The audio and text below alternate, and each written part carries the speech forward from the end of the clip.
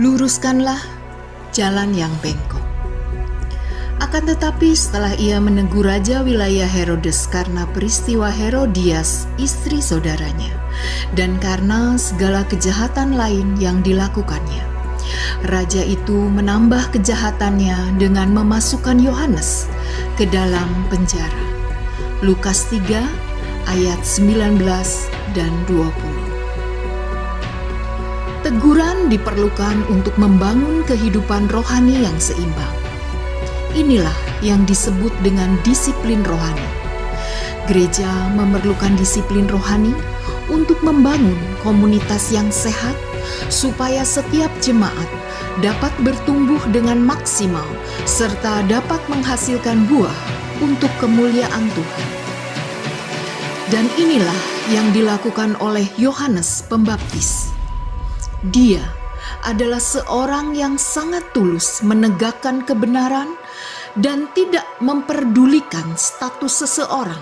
Kalaupun dia berbuat salah, maka ia harus menegurnya. Namun saat itu ia menegur Raja Herodes dan resiko harus ia terima, yakni penjara sebagai ganjarannya.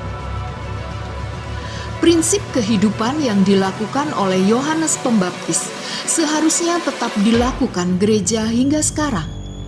Jangan menegur, namun melihat-lihat status seseorang. Jangan karena ia adalah seorang donatur gereja, lalu dikecualikan. Jangan karena ia orang berduit, lalu dibiarkan. Jangan karena ia adalah kerabat Bapak Gembala, lalu ditunda sampai akhir zaman. Bagaimana kita bisa mewarnai dunia dengan kebenaran sementara di dalam gereja sendiri, kebenaran menjadi samar-samar? Apa yang Alkitab katakan? Beritakanlah firman. Siap sedialah baik atau tidak baik waktunya. Nyatakanlah apa yang salah, tegurlah dan nasihatilah dengan segala kesabaran dan pengajaran. 2 Timotius 4 ayat 2. Kita tidak hanya diminta untuk memberitakan firman, tetapi juga menegur dan menasehati. Tanpa ini semua, kita tidak lagi menjadi alat kebenaran bagi Tuhan. Namun sebagaimana Yohanes Pembaptis dipenjara dan akhirnya dipenggal sebagai konsekuensi dari apa yang dilakukannya, demikian juga bagi setiap orang yang hendak menegakkan kebenaran. Teguran mendatangkan ancaman, nasihat yang lurus mendatangkan permusuhan.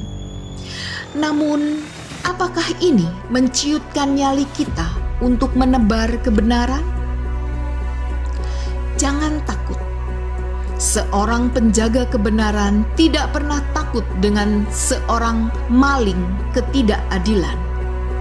Dunia yang kita tinggalin ini mempunyai beragam kebenaran yang relatif. Sosial media yang berkembang dengan pesat ini menyajikan berbagai macam kebenaran yang relatif.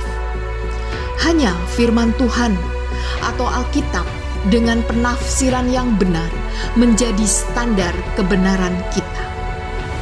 Kalau yang dinasehati lebih galak dari yang menasehati, jangan mundurkan mobil Anda. Seruduk saja, supaya yang bengkok dapat diluruskan. Semoga kita menjadi orang yang berani meluruskan yang bengkok. Amin.